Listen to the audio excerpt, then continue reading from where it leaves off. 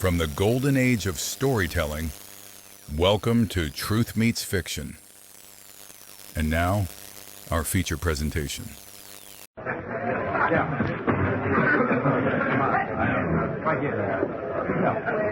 This is Joe Harris, your police reporter speaking.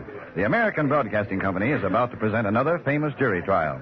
Fictionized dramatization of a case typical of many taken from court history. Will everyone please rise? The judge is entering the courtroom. Be seated. Irene Miller, the defendant in this murder trial, is a mousy little woman of about 40. The big police matron with her makes Irene look even smaller than she is. Hear ye, opening session. I doubt if she weighs 100 pounds. Her lawyer's smiling at her reassuringly, but Irene doesn't seem to notice. She's scared to death. Judge Gregory A. Harrison presiding. Ladies and gentlemen of the jury, you are the judges of the evidence to be laid before you. Be just and fear not, for the true administration of justice is the foundation of good government. The people versus Irene Miller. For the people, James McMahon, Esquire, Assistant District Attorney. For the defendant, William J. Walters, Esquire. The first time I met Irene Miller, the defendant, was the night Bill Krug of Homicide let me work the siren on the police car as we tore out to the home of Roger J. Simpson. Irene Miller was Mrs. Simpson's maid, and she was waiting for us at the door.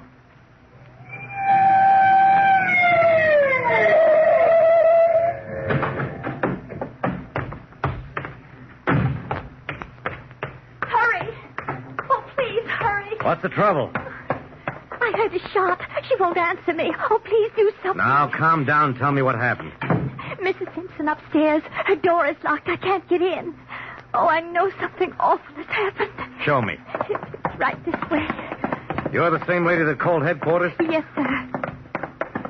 See, I'm there under the door. Her lights are on. But she doesn't answer me. Oh, I know something has happened. I know something awful has happened. Please stand aside. Oh.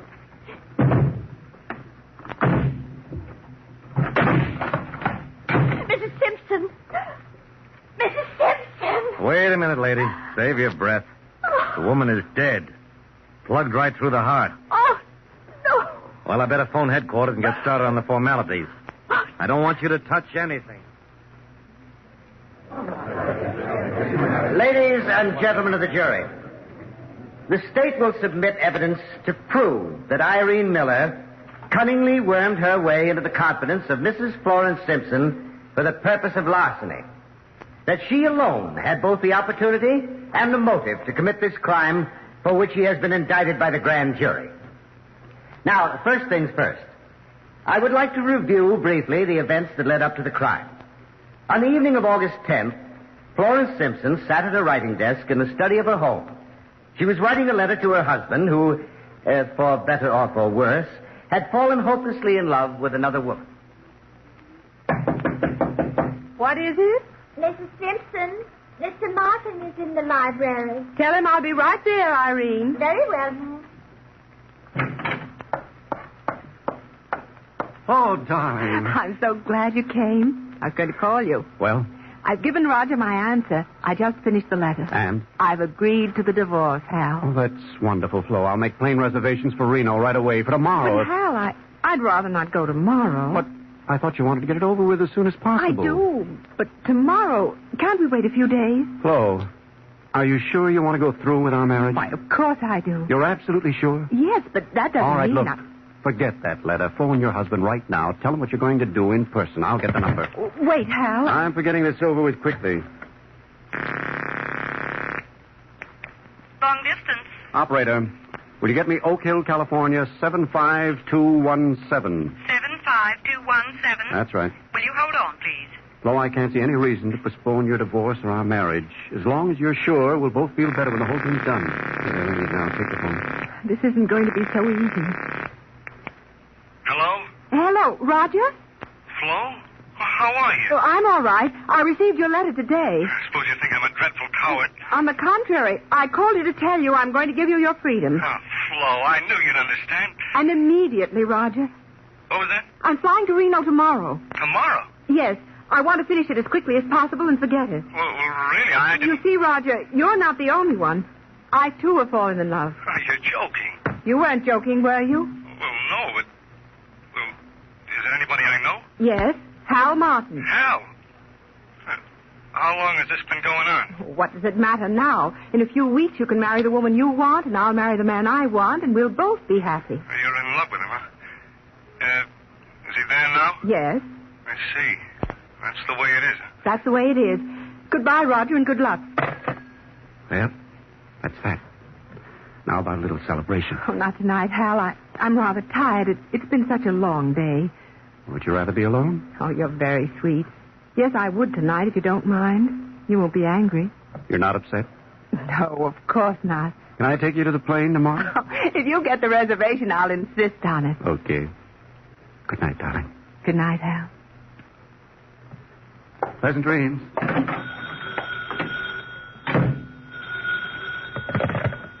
Hello? Hello, Flo? Yes, Roger. What do you want? Don't you think we ought to have another talk? As far as I'm concerned, there's nothing more to talk about. Look, Flo, I can fly over there in a couple of hours. I'm sorry. It's no use. Listen, I've been thinking this whole thing over. And... Goodbye, Roger. Irene? Oh, Irene? Oh, yes, Mrs. Simpson. Irene, I'm going to fly to Reno tomorrow. Tomorrow? Yes, tomorrow. Will you bring my bags up to my room? Right away, Mrs. Simpson. I'll go on up and get some things ready.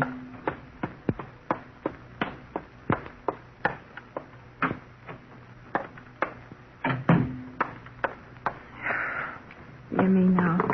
Well, I guess I'll take these. And... Oh! Come in, Irene. Will this be enough? Oh, yes. Put them down there. Oh.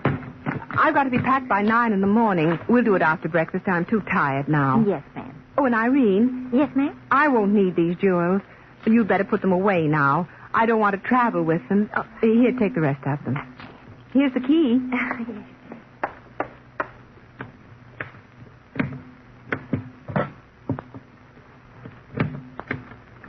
There. Will there be anything else? Oh, that's all, Irene. Leave the key to the safe there on the dresser, please. Yes, ma'am. Good night, Irene. Good night. And I hope you'll have a fine trip, Mrs. Simpson. If there's anything you need. And, ladies and gentlemen, sometime during the next few hours, Florence Simpson was shot to death. Oh!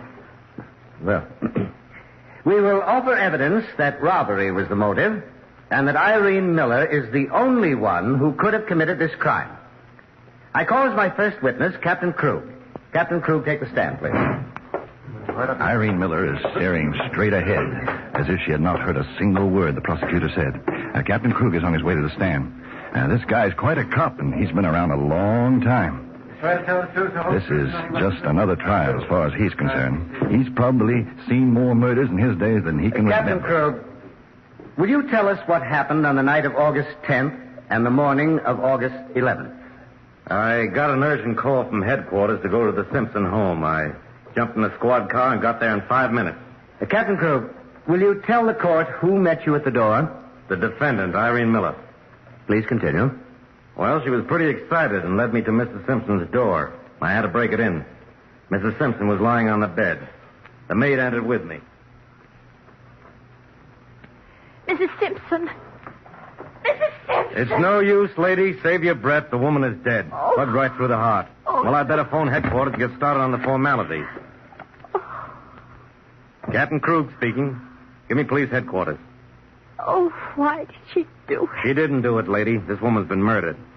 Oh, Ryan, this is Krug. I'm out at Roger Simpson's place. Yeah, his wife's dead. Now pick up the medical examiner. Hustle out there, will you? Okay, I'll be looking around. Who could have done such a thing? Someone she knew. Why do you say that? Because there's no sign of a struggle, no distortion in her face. She certainly wasn't frightened. Oh, there it is. What? The gun under the bed. See what I mean? People don't shoot themselves and throw the gun under the bed. One shot fired. Ever see this gun before? No, never. Who was in this house tonight? Just Mrs. Simpson? Do you have any visitors? Yes, and Mr. Harold Martin. Who's he? A friend of Mrs. Simpson. Where's Mr. Simpson? Oh, he's away. Suppose we start from the beginning, and please stop trembling. I'm not going to hurt you. Yes, sir. Well, after Mr. Martin left, Mrs. Simpson went up to her room. I came up with the suitcases, and then after I put her jewels away, as she told me to, I went to my room. I don't know how long I'd been asleep when I heard voices. They were coming from Mrs. Simpson's room. Could you recognize them? Only hers. And then I heard a shot. I was so scared I got up and sat on the edge of my bed. I was so scared. So you've told me. How long did you sit there? I don't know. It was a long time. Then I made myself open my door and crept down the hall to Mrs. Simpson's room. I called her, but she didn't answer. Then I called the police. That's all I know. I was very frightened, and I thought that the police... And, Captain Krug, that's all you could get out of the maid, Irene Miller? Yes. In a few minutes, the medical examiner arrived. During his examination, I looked about the house and questioned the defendant further. I learned that Mrs. Simpson was in the habit of eating before she retired, and that Irene Miller always prepared these late evening snacks. In the kitchen? No, in the pantry. There was a chafing dish and small refrigerator in there. Did anyone other than Irene Miller have access to this pantry? Well, anyone could have gone in there, I suppose. Captain Krug, what did you find in that pantry? A diamond brooch. It was in the chafing dish. Will you speak up, please? A diamond brooch. It was in the chafing dish. James Manfield, the jeweler, identified it as a piece he had made up for Mrs. Simpson for $12,000. Thank you, Captain Krug. No more questions. Your witness? No questions. You can step down. Now, will Mr. Harold Martin take the stand, please? The assistant district attorney seems like a pretty smart man. His questions are direct and to the point, and he's made a good impression on the jury. Mr. Martin. Here he goes again. You were a close friend of the deceased, were you not? Yes. Were you with Mrs. Simpson prior to the time she was murdered? Yes. Please tell the court what took place. She telephoned her husband. Told him she would agree to a divorce. It was her intention to leave the next morning for Reno to start proceedings. She appeared tired, asked me to leave, so I did. But several hours later, my telephone rang and Captain Krug told me to hurry to Mrs. Simpson's home. I guess it was about a half an hour later when I got there. You see why I asked you to come over, Mr. Martin. But this is impossible, Captain. I can't understand it. I was with Mrs. Simpson only a short time ago. Did she seem depressed? Well, on the contrary, she seemed in quite high spirits. We both were. You see, we were to be married after her divorce. I simply can't understand it. Mr. Martin, do you know of anyone who might benefit financially by a death? No, I can think of no one. Can you think of anyone who might have committed this crime? No, Wait a minute. How about her jewelry? Did she keep it here in the house? Yes, it's worth a fortune. Irene? Yes, sir? Come here a minute. Where did Mrs. Simpson keep her jewelry? Her jewelry? You know where it is? Oh, why, it's in the wall safe. The key is on Mrs. Simpson's dressing table there. Now open it, please.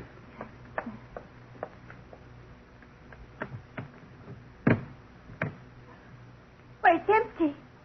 There's nothing here. Oh, I guess that clears that up. Oh, Where are Mrs. Simpson's jewels, Irene? I don't know. I put them in there last night. Are you sure? Yes, I'm sure. Captain, I'm sure you can appreciate what a terrible shock this has been to me. If you don't mind, I'd like to go home. Sure. Go home and get some rest. We'll be in touch with you. Thank you. I appreciate the courtesy you've shown me. If I can be of further assistance. Now, what time did you arrive home, Mr. Martin? It's about dawn. I was completely exhausted and fell asleep. I don't remember anything until evening. Thank you very much, Mr. Martin. Your witness. Mr. Martin, the state contends that only the defendant knew that Mrs. Simpson kept many valuable jewels in her home. From your testimony, I would gather that you also were aware of this. Yes, I knew that she kept some of her jewels at home. Well, isn't it true that you were also aware of the exact location of them? Well, yes, I knew where she kept them. That's all, Mr. Martin. State rests.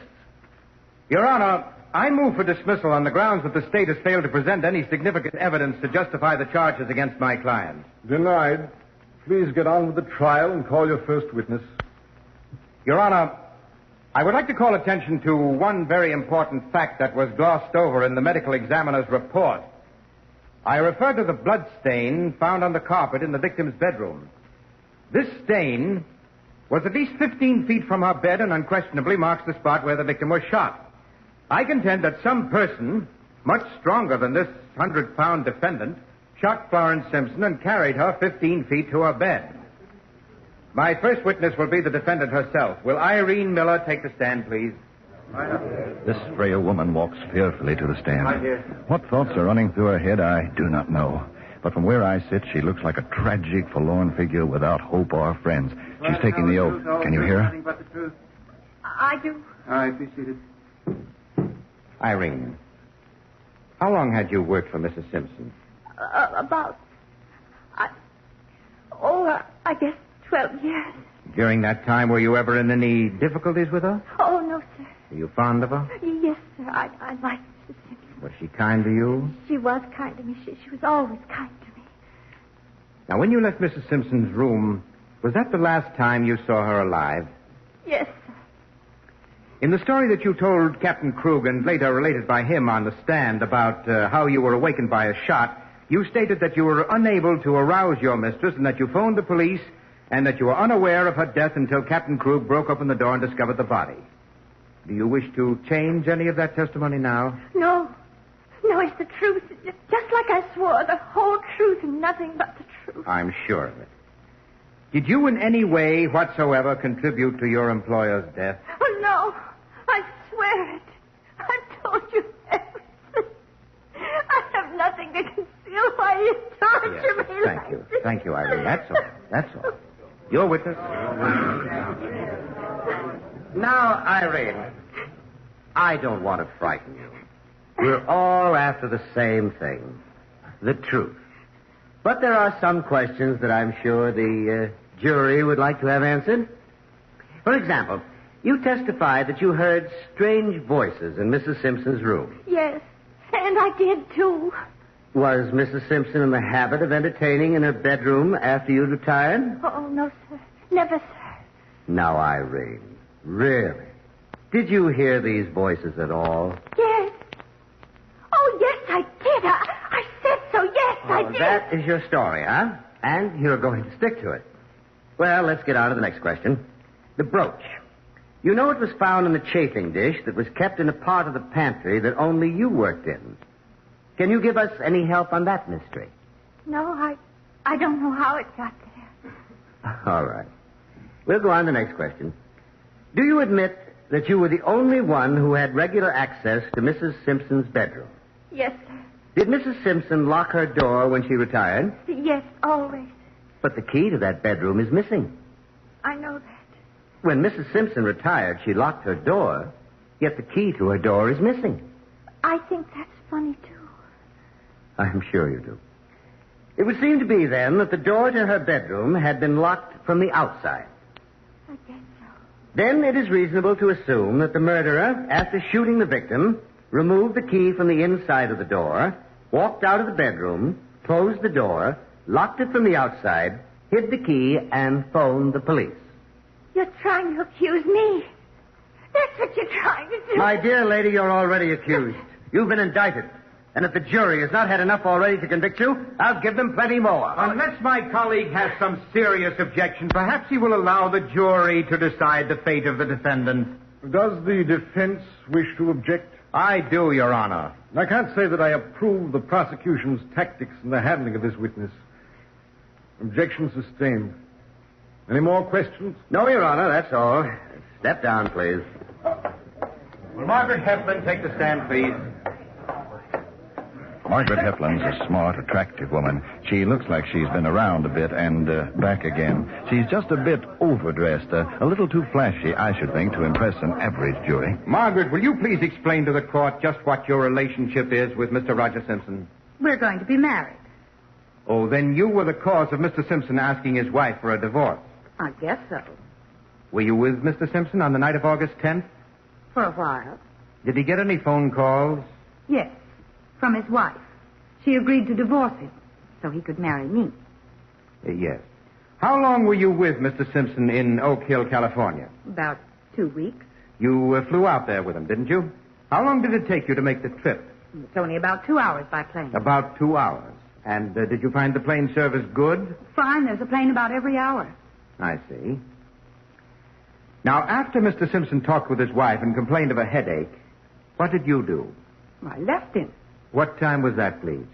I'm not sure exactly. I think it was sometime between 9 and 10 o'clock. And when did you next see Mr. Simpson? It was noon the next day. I met him for lunch. It was in a small but very nice restaurant. Sorry I was late, dear. You look terrible, Roger. I hope the prospect of our marriage isn't too much for you. What was that? You're not paying any attention to me. Oh, I'm sorry, dear. Forgive me. Roger, since the phone call last night from your wife, you've been acting like a doomed man. Look, if you want to call our marriage off, it's okay with me. I won't die from the shock. No, it isn't anything like that. Well, then what is it? I guess I'm a little confused, that's all. Hey, this is a fine way for us to be acting almost on our wedding day. Hey, here, Margaret. Got a little gift for you. Oh, Roger, it's gorgeous. Oh, I've never seen anything so wonderful in my life. I'm glad you like it. It's simply out of this world. Look, Roger, when did you buy this for me? Well, why, matter of fact, just this morning. I see. Just this morning. Why do you look at me in that way? There's something about you I don't understand. I have a... Margaret, I have to tell you something. What is it? I had a phone call a few minutes ago. That's why I was late. What about it? It was from home. Yes?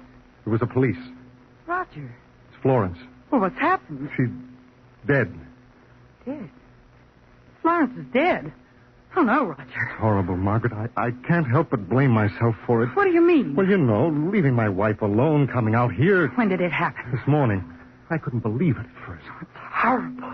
Well, I guess we'll just have to postpone things for a while. They want me back there to answer some questions. Yes, of course. You must go right away. And Roger. Yes, dear? I think maybe you'd better keep the necklace for a while. But why? Do I have to explain? All right, Margaret, if that's the way you feel about it, I'll keep it till another day.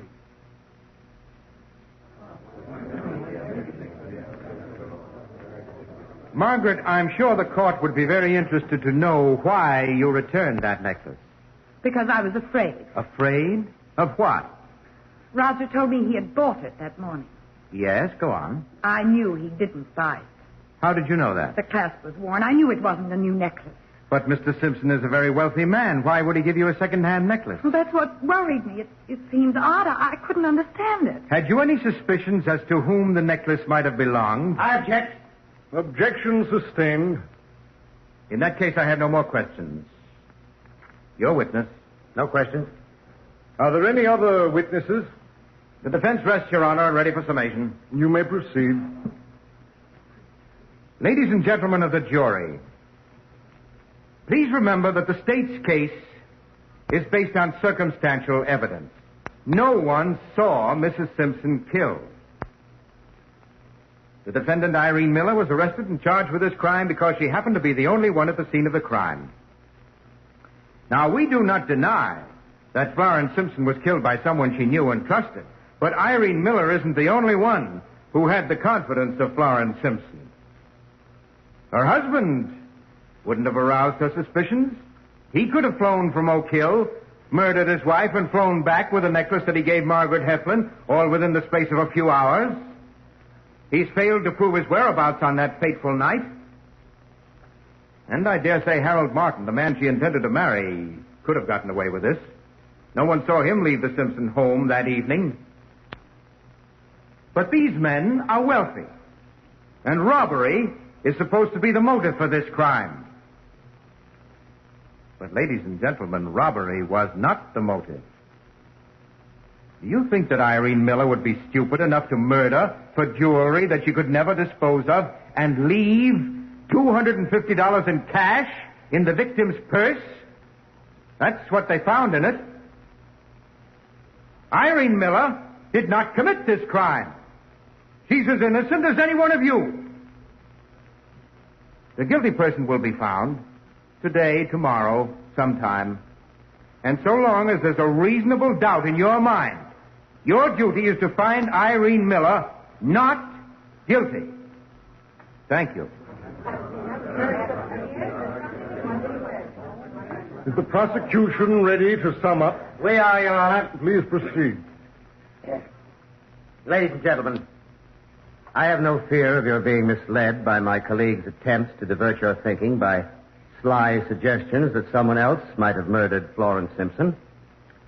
I'll admit that Irene Miller acted clumsily, but that was because she had to act quickly. Irene Miller deposited the jewels in the secret compartment. The temptation of years came to a sudden climax in her undeveloped mind. She grabbed up the revolver and fired. The rest I'm sure you know. How she hid part of the loot in the chafing dish, how she closed the bedroom door and locked it from the outside. Naturally, there was no look of fear on the dead woman's face. Why would she suspect that her maid was planning to kill her? Only the defendant had the motive as well as the opportunity to commit this crime.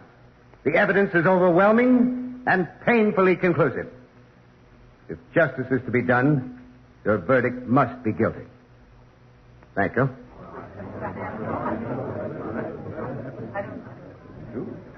Wait a second. This is rather interesting. Something seems to be happening to Margaret Heflin. She's talking with the prosecutor, and so is Roger Simpson. Margaret is getting up now. She's walking around the prosecutor to a chair on the other side. The prosecutor's between them. Now, Simpson seems to be talking very emphatically.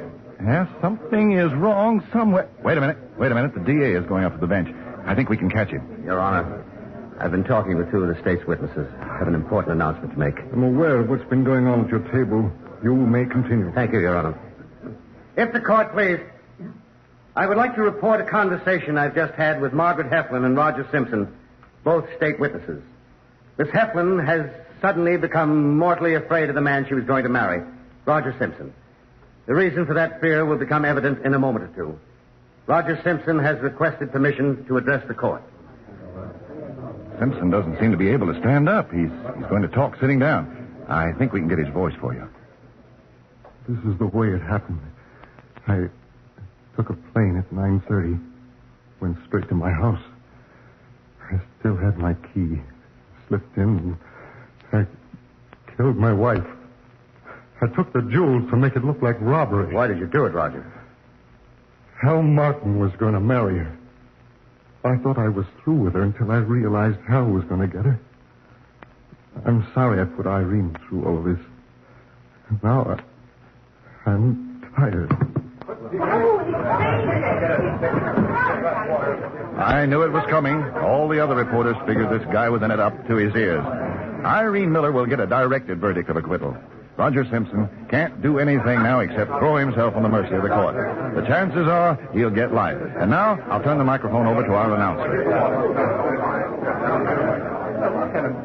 So ends another famous jury trial, brought to you each week by the American Broadcasting Company. Next week, the American Broadcasting Company will present the trial of the People versus George Deller. Famous jury trials are prepared under the direction of a noted New York attorney. All names, times, and places are fictional. This trial was written and produced by John L. Clark, directed by Clark Andrews. Defense attorney was Eric Dressler, prosecutor Frank Reddick. Others in the cast were Alice Frost, Ed Fuller, Roger DeKoven, Ernest Graves, Peggy Allenby, Martin Wolfson, and Jane Lauren. Be sure to listen next week when the American Broadcasting Company presents another famous jury trial. This program came to you from New York. This is ABC, the American Broadcasting Company. You've been listening to Truth Meets Fiction.